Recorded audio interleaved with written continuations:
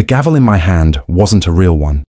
It was a 2-pound sledgehammer, and I was mid-swing on a fence post when 3 Douglas County squad cars rolled up my driveway with their light bars spinning red and blue across my own front lawn. Denise Holloway stood at the curb in a cardigan the color of a traffic cone, pointing at me like I was a burglar caught mid-heist instead of a 61-year-old man fixing a rotted post on land I owned outright. "That's him," she told the first officer to step out. "That's the trespasser." I set the sledgehammer down slow, the way you learn to move when you've spent 11 years on a federal bench, watching how quickly a room can misread a calm man for a dangerous one. What none of them knew yet, what Denise Holloway, president of the Briarwood Hills Homeowners Association, was about to find out in the ugliest possible way, was that the man she'd just reported for trespassing on his own property held a title that made her precious board authority look like a lemonade stand's bylaws. She wanted a fight. She was about to get a ruling. If you're watching this on your lunch break, hiding your phone under the table like I used to hide case files from my late wife so she wouldn't worry about the hours I kept, welcome. Stick around because this one ends with a gavel that isn't made of wood. Subscribe if you've ever had a busybody try to legislate your own backyard, because Denise Holloway had no idea what she was about to lose. I moved to Briarwood Hills 18 months after Eleanor died. That's the part I don't usually lead with because it still catches in my throat, but it matters here, so I'll say it plain. My wife of 34 years passed from ovarian cancer on a Tuesday in March, and by that October, I couldn't stand another night in the house where every room held her handwriting, grocery lists, a note on the fridge that just said, "Don't forget Thursday," a name I never got to ask her about. I sold that house to her sister's family, kept exactly nothing but her books and her wedding ring, and bought a modest 4-bedroom on Larkspur Court in a subdivision I picked, mostly because the listing photos showed a backyard big enough for the garden she'd always wanted and never got the years to build. I told myself I'd build it for her, in a way. Grief does strange arithmetic like that. What I didn't mention to the real estate agent, and what I generally don't mention to new neighbors either, is what I do for a living. I sit on the federal bench for the Eastern District. I was appointed during my mid-40s, confirmed by a Senate vote. I still remember watching from a hotel room with Eleanor holding my hand so tight, I lost feeling in 2 fingers. By the time I moved to Briarwood Hills, I'd been a judge for 11 years, presided over antitrust cases, employment discrimination suits, a securities fraud trial that made the front page of 3 newspapers. But on Larkspur Court, I was just Marcus, quiet guy, keeps his lawn decent, waves from the driveway, drives a used Volvo instead of anything that screams, "I have power you don't understand." I liked it that way. I liked being nobody important for a few hours a day. Denise Holloway found me on my second Saturday in the neighborhood, before I'd even finished unpacking the garage. She has a very specific look. Hair dyed the exact shade of ash blonde number 7 you'd find on a box at the drugstore, always in slacks with a crease ironed sharp enough to cut paper, and she carries a pink 3-ring binder everywhere she goes like a priest carrying scripture. The binder has a laminated cover that says Briarwood Hills HOA, governing documents in a font that looks like it was chosen specifically to intimidate. She introduced herself before I'd even gotten my hand off the moving truck's ramp. "Denise Holloway, HOA president, 4 terms running," she said, like it was a military rank. "I just wanted to pop by and let you know we take pride in our community standards here." Then, without pausing for breath, "Per the covenants, your mailbox post needs to be black, not the silver one currently installed, and you have 30 days. That phrase, "per the covenants," would become the drumbeat of the next year of my life. She said it the way other people say please or thank you. It was, I'd learn, a verbal tick she deployed before every demand, like a magic word that ended arguments before they started. I didn't argue about the mailbox. I painted the post black that same week, because that's who I am. A man who reads the rules before he breaks them, who believes, deep down in whatever part of me chose this profession, that shared communities need shared standards, and that petty compliance now saves you bigger headaches later. Eleanor used to tease me about it. "You'd follow a rule to your own execution if it was properly filed," she'd say. I laughed about that memory while I painted the post. Alone, on a ladder, missing the sound of her laughing at me from the porch. The garden came next. I built raised beds along the back fence line. Cedar boxes. The kind you can find plans for online, nothing fancy. And I planted tomatoes and marigolds and a row of zinnias, because Eleanor loved zinnias more than any other flower on earth, said they looked like they were trying too hard. And she respected that. I spent whole Saturday mornings out there with dirt under my fingernails, the same hands that signed rulings on multi-million-dollar corporate disputes now shaking topsoil out of a bag. And for the first time since March, I felt something other than the low hum of grief. The garden became my church. It also became, unfortunately, the first thing Denise Holloway decided to have opinions about. She didn't know what I did for a living.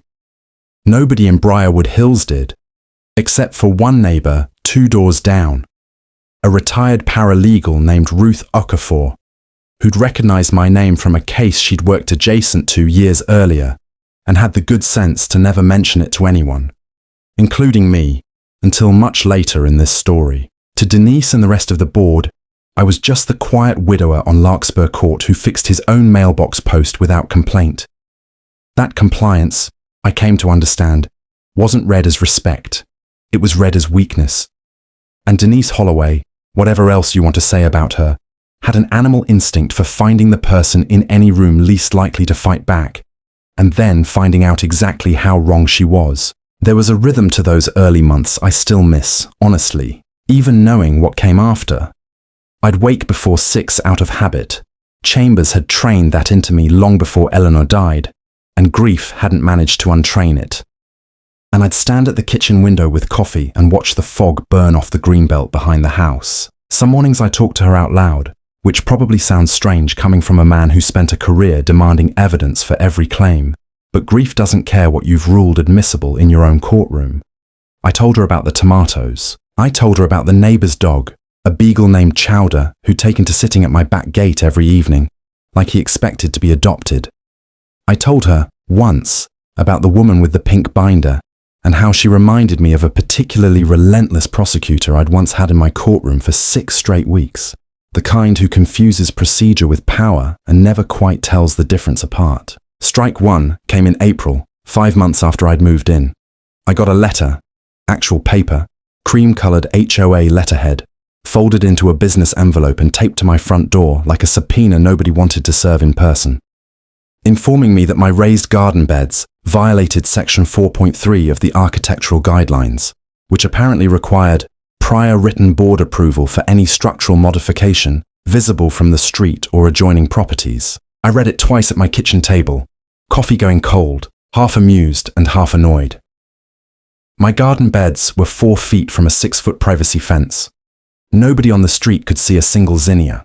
I called the HOA office, a folding table inside the clubhouse that Denise treated like a war room, and got Denise herself on the line. The guidelines exist to protect everyone's property values, Judge. I mean, Mr. Webb, she said, catching herself on a title she wasn't supposed to know yet, which I filed away without comment. I'm sure it looks lovely, but rules are rules. Per the covenants, you'll need to submit Form 12B for retroactive approval, along with the $75 filing fee.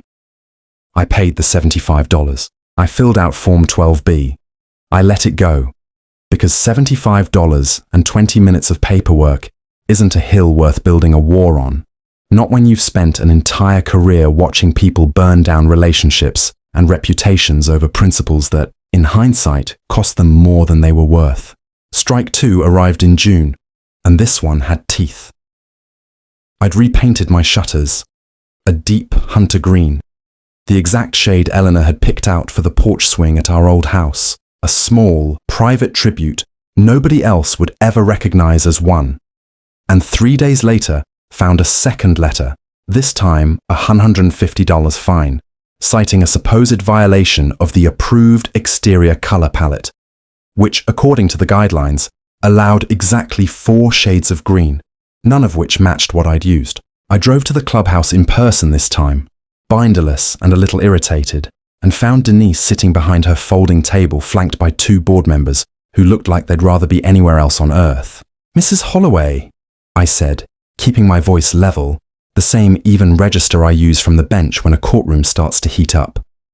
"I measured the colour against the swatch book in your own clubhouse lobby before I bought the paint. It's within a shade of forest canopy, which is on your approved list." She didn't even look up from her binder.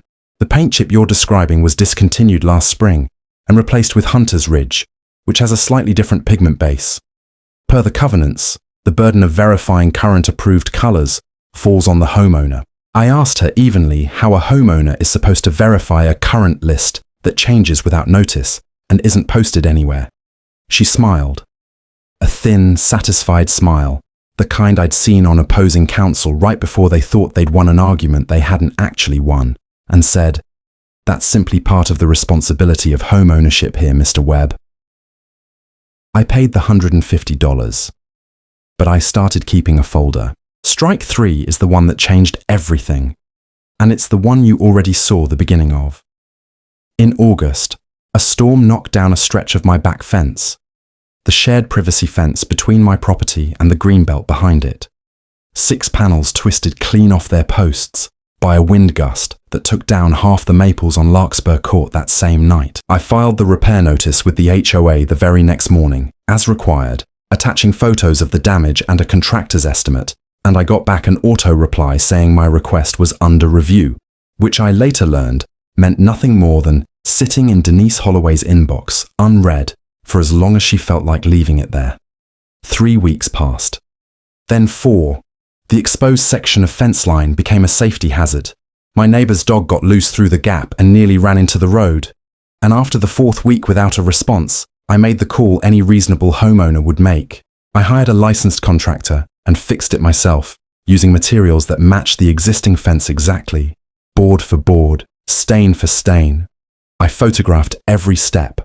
I kept every receipt. I was, if anything, more careful about compliance than the guidelines technically required, because 11 years on the bench teaches you that the person who documents everything is the person who wins when the fight finally comes. It came 3 days later, on a Saturday morning, while I had my sledgehammer out to true up a post that had shifted slightly during the repair.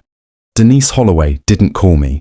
She didn't leave another letter. She called 911 and reported an unknown man trespassing on HOA adjacent property with what she described to the dispatcher, word for word, as a large weapon, possibly a hammer, and he appears agitated. 3 squad cars, lights spinning, rolled up my own driveway to confront me for fixing my own fence on my own land, because a woman with a laminated binder had decided that 31 days of ignored paperwork gave her the right to summon armed officers to my property instead of simply returning a phone call. I want to be fair to the officers who responded, because they were, without exception, professional. The lead officer, a soft-spoken man named Rios, who couldn't have been older than 30, asked for my ID, my deed, and an explanation, in that order, and gave me the full courtesy of listening before deciding anything. I gave him my driver's license and the property deed I happened to have in the house from the closing folder I'd never fully unpacked. I explained the 4 weeks of ignored repair requests, the photos, the receipts. Officer Rios looked at the paperwork, looked at the fence, looked at Denise Holloway, standing at the curb, still pointing like I might bolt for the tree line. And I watched something shift behind his eyes. The particular expression of a man realizing he'd been dispatched for nothing more than a neighbor's grudge, dressed up as an emergency. No charges were filed. No further action was taken. But something in me had gone cold and still in a way it hadn't since the day I got the call about Eleanor's diagnosis. Not rage. Rage burns hot and clumsy. This was colder than that. This was the exact sensation I used to feel in chambers the moment a case stopped being about opinions and became about evidence. That evening, I sat at my kitchen table with the folder I'd started keeping in June. The mailbox letter, the garden fine, the paint fine, the ignored repair request, dated and time-stamped. And I added the 911 call to the stack. I didn't sleep much that night, not from fear, from the particular, familiar clarity of a man who has just decided to build a case. The investigation, if you want to call it that, started small. I requested, as any homeowner is legally entitled to under Briarwood Hill's own governing documents, Ironically, the same documents Denise waved at me for 2 years. Copies of every violation notice issued by the HOA over the preceding 36 months, along with the enforcement log required under Section 9 of the bylaws. It took 3 separate written requests and a mild threat of a formal records complaint before the HOA's part-time office manager, a tired, kind woman named Priya, who clearly wanted nothing to do with any of this, finally emailed me a spreadsheet. I printed all 412 pages and spread them across my dining room table like exhibits in a trial, because that's exactly what they were. The pattern took about 2 hours to surface, and it was uglier than I expected. Of the last 11 structural modification fines issued in the neighborhood, 9 had gone to homes owned by widows, renters, or residents over the age of 70. Of the last 6 color palette fines, 4 had gone to homes owned by single women living alone, and 2 to me. Meanwhile, the board president's own brother-in-law, 3 houses down on Cypress Lane, had an above-ground pool installed without a single permit filing, a 2-story shed that dwarfed anything the guidelines allowed, and not one letter, not one fine, not one folding table lecture about community standards in 6 full years. I cross-referenced HOA meeting minutes going back 3 years, publicly available under the association's own bylaws, which Denise clearly hadn't expected anyone to actually read that closely, and found 4 separate instances where board votes on enforcement exceptions were recorded as unanimous, despite 2 board members later telling me privately, off the record, over coffee I bought them at the diner on Route 9, that they'd never been consulted on those specific votes at all. Denise Holloway hadn't been running an association. She'd been running a fiefdom, and she'd been forging the minutes to make it look procedurally clean. I also did something a little more deliberate, the kind of move you learn from 20 years of watching attorneys build a case out of nothing but patience. I filed one more repair permit for a small tool shed, well within code, fully compliant with every guideline in the book, submitted with photographs, measurements, and a stamped engineering note. Everything letter perfect. I wanted to see what would happen to a flawless application from a name Denise now clearly resented. It sat under review for 6 weeks before being denied on a technicality that didn't exist anywhere in the actual bylaws. A fabricated setback requirement Denise had apparently invented on the spot. That denial letter, with her signature on it, became the single most useful piece of paper in my entire folder, because it proved, in her own handwriting, that the rules she enforced against me didn't actually exist in the document she claimed to be enforcing. I spent 1 full weekend doing nothing but cross-referencing dates, the day each fine was issued against the HOA's own attendance sheets for board meetings, which Priya, bless her, had also included in the records dump almost by accident. 3 of the fines against elderly homeowners had been issued on days when the official minutes showed no quorum present at all, meaning Denise had signed and mailed enforcement letters on her own authority, without the board vote her own bylaws required. I built a timeline on butcher paper taped across my dining room wall, the same way I used to have my clerks build exhibit timelines for a complex fraud trial, color-coding each violation by homeowner demographic. And by the second weekend, the pattern wasn't a suspicion anymore. It was a spreadsheet with a woman's signature on every column. Ruth Okafor, my neighbor the retired paralegal, found me out in the garden one evening while I was restaking tomato plants, and she said something I still think about. "You've been building a file this whole time, haven't you?" she said. Not a question, really. I recognized your name back in March. I didn't say anything because I figured you'd tell people when you were ready, or you wouldn't, and either way, it wasn't mine to say. I told her I appreciated her discretion more than she knew. She smiled and said, "For what it's worth, Judge, the woman has been doing this to people for 6 years. Nobody's ever had the paperwork, or the patience to stop her." That was the moment I understood this had stopped being about my fence, or my garden, or the deputies who'd rolled up my driveway with their lights on. It was about every widow, every renter, every quiet person in Briarwood Hills who'd paid a fine they didn't owe because they didn't have 412 pages of evidence and the patience of a man who'd spent a career learning that the truth, properly documented, doesn't need to be shouted. It just needs to be filed correctly and read out loud in the right room. The turning point wasn't the 911 call. It was the forged denial letter. Rage fades in a night. Evidence of dishonesty in someone's own signature does not. I stopped thinking about how to get Denise Holloway to leave me alone, and started thinking about how to make sure she never had the power to do this to anyone else again. The plan was never going to be complicated, because the best ones rarely are. The trick isn't cleverness, it's knowing exactly which door to walk through and exactly when. Briarwood Hills bylaws, buried in Section 14, granted any homeowner in good standing the right to formally challenge board actions through a homeowner grievance motion to be heard at the next open board meeting, with findings entered into the official record. Nobody in 6 years had ever filed one, because nobody had ever known the process existed, let alone had the standing or the stomach to use it. I did. I drafted the motion the way I draft any ruling, plainly, methodically, with every claim tied directly to an exhibit. I attached the 412 pages of enforcement records. I attached the fabricated setback denial with Denise's own signature. I attached photographs of the brother-in-law's unpermitted pool and shed, time-stamped against the association's own supposedly unanimous vote records. And at the bottom, in the section requiring the filer's name and any relevant title for context, I typed my full name, followed by my actual title, in full. The Honorable Marcus T. Webb, United States District Judge, Eastern District. I hadn't used that title on Larkspur Court in 18 months.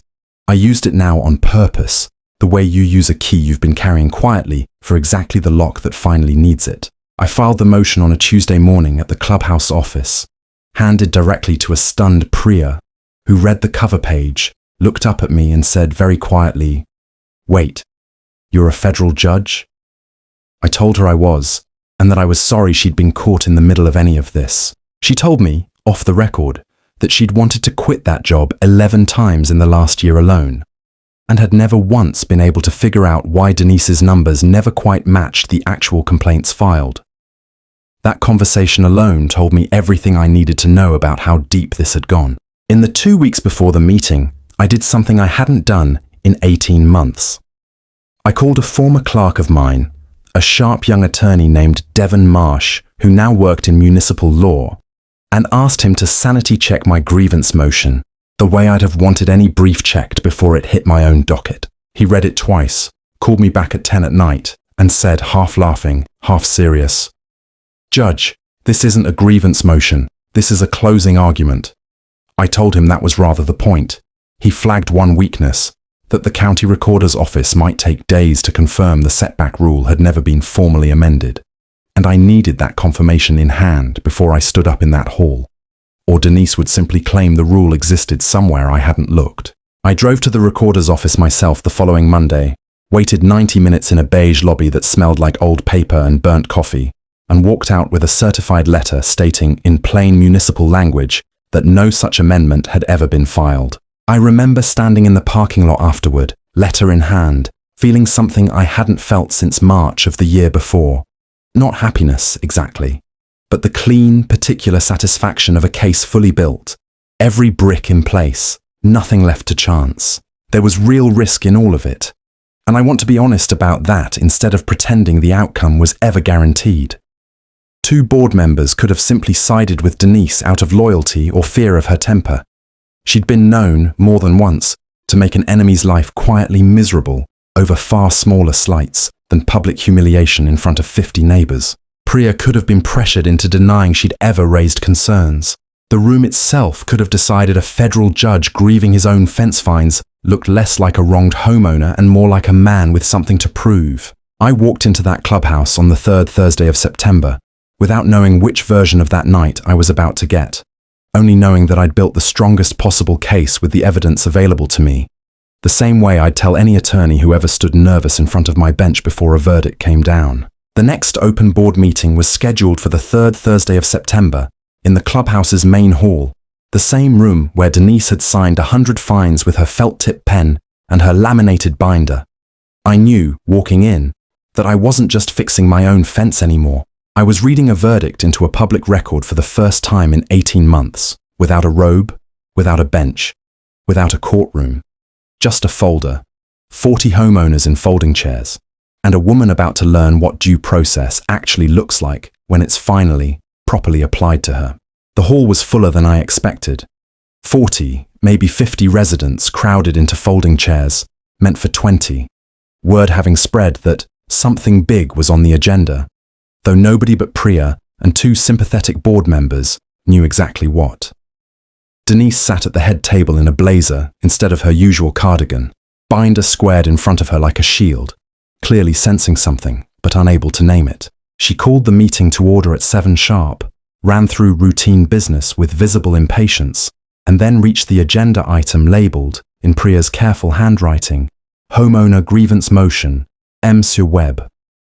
She looked up at me across the room the way a prosecutor looks up when they realise the defence has evidence they didn't know existed.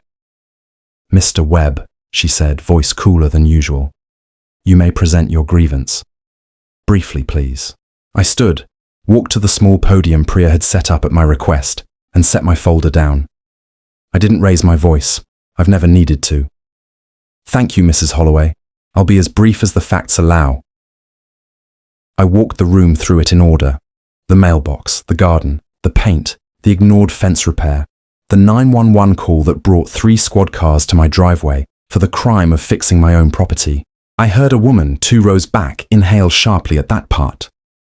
I found out later it was a widow named Carol Ann Fisher who'd been fined 4 times in 2 years and had simply assumed that was how HOAs worked everywhere. Then I laid out the pattern. 9 of 11 structural fines against elderly or single-occupant households, the brother-in-law's unpermitted pool, and shed sitting untouched for 6 years. The 4 unanimous votes that 2 sitting board members had never actually been asked to cast. I held up the fabricated setback denial, Denise's signature clear at the bottom, and read the invented rule aloud, sentence by sentence, against the actual bylaw's true text projected on the screen behind me, so the whole room could watch the 2 documents fail to match in real time. This isn't a governing document, I said. This is a fabrication, used to justify selective enforcement against homeowners least likely to have the resources to challenge it. Then, and only then, I said the sentence I'd been carrying quietly for 18 months. My name is Marcus Webb. I'm a United States District Judge. I'm telling you that as a private citizen, filing a private grievance under your own bylaws, not as a judge issuing a ruling.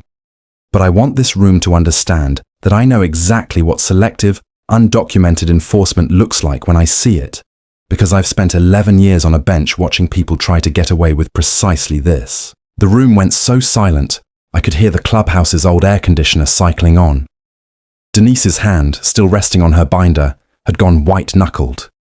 She opened her mouth twice before anything came out, and what finally emerged was smaller than anything she'd said to me in 18 months. The setback rule is a long-standing practice, it's just not formally. I cut her off, gently, the way you correct a witness who's already lost the thread of their own testimony. It's not in the bylaws, Mrs. Holloway. I've read every page. It's not in any amendment on file with the county recorder's office either. I checked that this week. A rule that exists only when it's convenient isn't a rule. It's a weapon. 2 board members exchanged a look I recognized instantly. The look of people who'd been quietly afraid of a colleague for years and had just been handed permission to stop. One of them, a soft-spoken man named Harold Given, cleared his throat and said, "For the record, I never voted on the setback exception cited in that letter. I wasn't consulted." A second board member, Linda Pruitt, said the same about 2 of the other unanimous votes I'd flagged. Priya, sitting near the sign-in table, nodded along with every word, her relief visible from across the room. The board voted that same night, 5-1, Denise the lone dissent, to void every fine I'd been issued, to formally rescind the fabricated setback rule and every enforcement action tied to it, and to open an independent audit of every violation notice issued under Denise Holloway's 4 terms as president. A motion to remove her from her enforcement duties pending that audit passed 6-0, since even her own allies at the table weren't willing to put their names behind numbers they now knew didn't hold up. She sat there through all 6 votes with her binder still squared in front of her, saying nothing. her face doing the particular kind of collapsing that happens when someone realizes the story they've told themselves about their own authority for 6 years was never true in the first place. The audit took 11 weeks. It found what I already knew it would: 31 improperly issued fines totaling just over $6,000, all refunded with interest to the affected homeowners, most of whom were exactly the widows, renters, and elderly residents the pattern had predicted. Carol Ann Fisher got back all 4 of her fines and cried in the clubhouse parking lot, hugging Priya, who'd quietly kept her own private notes on the inconsistencies for over a year and finally had somewhere safe to hand them.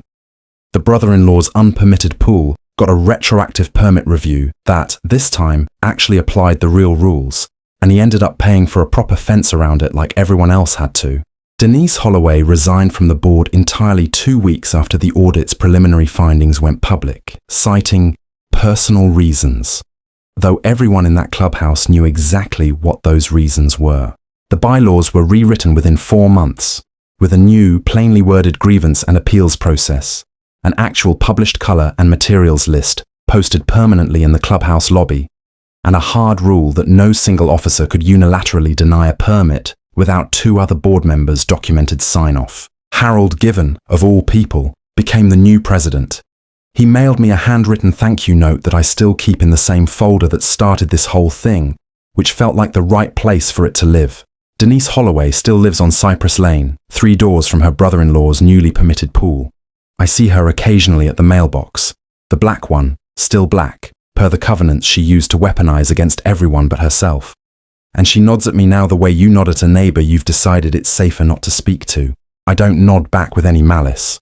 I don't need to. The audit spoke plainly enough on its own, and there's a particular kind of quiet that settles over a person once the community around them has read the full record and drawn its own conclusion without a single word from me. I think about this sometimes, while I'm out watering Eleanor's zinnias, and I've come to believe it was never really about a fence, or a garden, or even about me. It was about what happens to a community when the people with the least power to fight back are the ones consistently asked to shoulder the most scrutiny. And how quietly, how invisibly, that kind of quiet unfairness can calcify into something everyone accepts simply because nobody's ever had the patience, the standing, or the documentation to say otherwise, out loud, in the room where it matters. I didn't win because I was a judge. I won because I did what I'd ask any plaintiff in my own courtroom to do. I kept my receipts, I told the truth in order, and I let the facts do the only kind of shouting that actually holds up under cross-examination. The rule I'd tell you, if you're building something similar in your own life, isn't about robes or titles at all. It's this: the quietest person in the room is very often the one holding the only evidence that matters. So before you decide someone's easy to push around, ask yourself what they might be keeping in a folder you've never been shown. So tell me, has anyone in your life ever mistaken your patience for weakness, right up until the moment the paperwork caught up with them? Drop it in the comments, because I read every one of them, and some of your stories are the reason I keep telling mine. And if you want to be here next time someone with a laminated binder learns the same lesson Denise Holloway did, hit that subscribe button before you go. It costs nothing, and it means everything to a channel like this one.